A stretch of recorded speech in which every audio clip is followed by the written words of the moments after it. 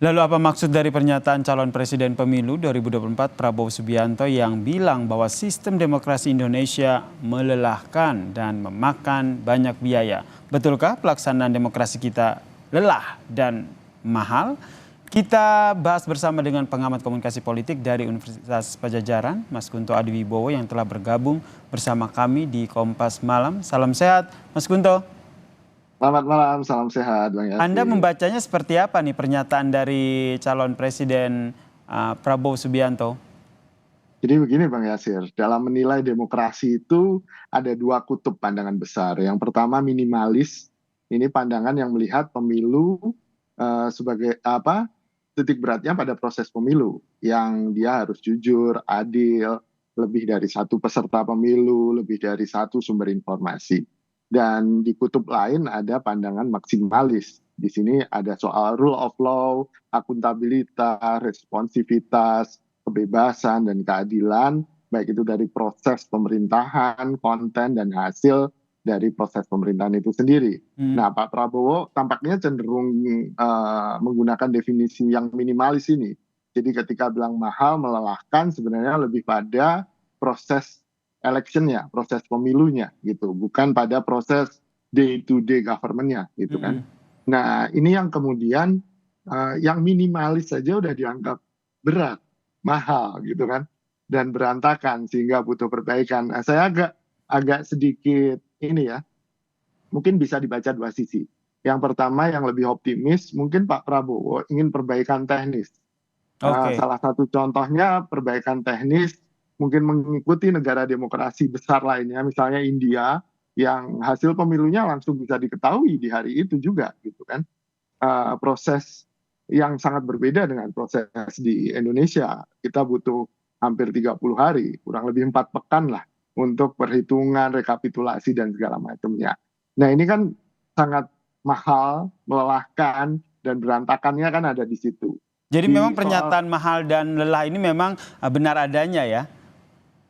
kalau dilihat dari sisi yang tadi Oke, minimalis betul. soal proses pemilu saja gitu kan. Mhm. Tapi kalau dilihat dari sisi yang lebih besar sebenarnya nggak juga gitu kan. Nah, saya yang teknis tadi saya berharap itu yang ingin diubah oleh Pak Prabowo sehingga kita punya pemilu yang tepat dalam artian penghitungan dan rekapitulasi suara, karena pengalaman kita 2019 juga berantemnya pas rekapitulasi suara kan gitu. Mhm. Kalau segera diketahui kan mungkin lebih tidak messy, mungkin lebih tidak melelahkan seperti yang dialami Pak Prabowo sekarang gitu. Yang kedua, saya khawatir justru perubahannya lebih substantif gitu kan. Kita beberapa kali pernah punya isu, bahkan pernah ada pengesahan undang-undang tahun 2014 yang dimotori oleh Pak Prabowo dan Gerindra, itu kepala daerah termasuk gubernur dipilih oleh legislatif. Nah, kalau ujungnya ke sini, Mhm. kan ini bisa jadi ya semua kepala daerah dipilih legislatif, bahkan presiden pun mungkin dipilih oleh MPR, kembali ke zaman Orde Baru gitu kan. Dan suara-suara ini kan bahkan di akhir kepemimpinan Pak Jokowi juga semakin kencang kan Mas gitu.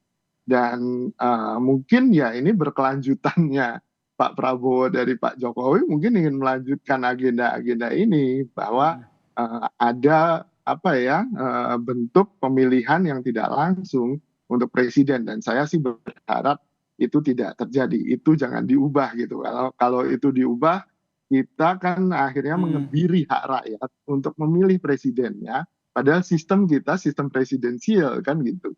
Ini kan yang apa ya, ya menurut saya wajar jadi presiden itu melelahkan, mahal, dan terasa berantakan.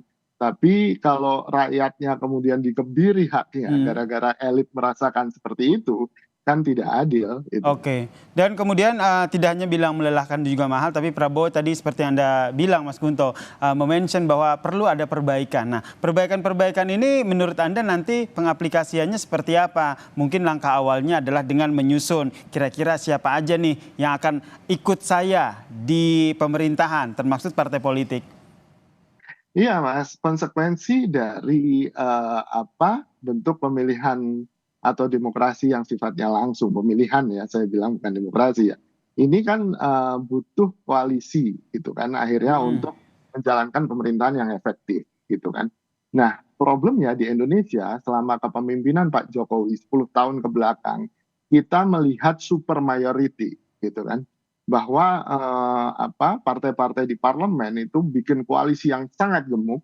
Ini namanya kalau di istilah ilmu politiknya konsensus demokrasi gitu. Jadi Mm-mm. demokrasi konsensus. Akhirnya semuanya dipaksa untuk berkonsensus, termasuk ketika pembicaraan undang-undang IKN, pembicaraan Mm-mm. undang-undang cipta kerja, semuanya dipaksa konsensus karena super majority di parlemen gitu kan. Nah, ini mungkin juga akan diulangi oleh Pak Prabowo karena sangat enak super majority itu, apalagi Oke. kalau nanti presidennya dipilih oleh MPR, ya selesai lah Mas gitu. Jadi menurut Anda ke depannya akan ada koalisi gemuk begitu yang untuk mengusung Prabowo atau seperti apa? Singkat saja, terakhir Mas Guntur. Ya, kalau menurut saya itu kalau kita lihat pola dalam 10 tahun terakhir, kemungkinan besar ya adalah kita akan punya super majority di parlemen dan akhirnya menyisakan hanya 2 atau 3 partai yang suaranya mungkin di bawah 30% total Mm-mm. gitu kan, yang menjadi partai di luar parlemen karena kita nggak punya istilah oposisi kan gitu. Dan Oke. akhirnya oposisi ini kemudian tidak efektif untuk melakukan check and balances terhadap Termaksud pemerintah. pelibatan presiden saat ini, Joko Widodo? Ya itu salah satunya Mas gitu. Oke. Pada akhirnya kan ini koalisi yang gemuk dan super majority ini Mm-mm. akan punya kekuasaan yang hampir tanpa batas kan gitu. Karena dia bisa mengubah undang-undang sesuai dengan kepentingan pemerintah yang sedang ada. Jadi ada perselingkuhan antara legislatif dan eksekutif. Ini yang seharusnya tidak terjadi dalam pemerintahan demokrasi manapun. Baik.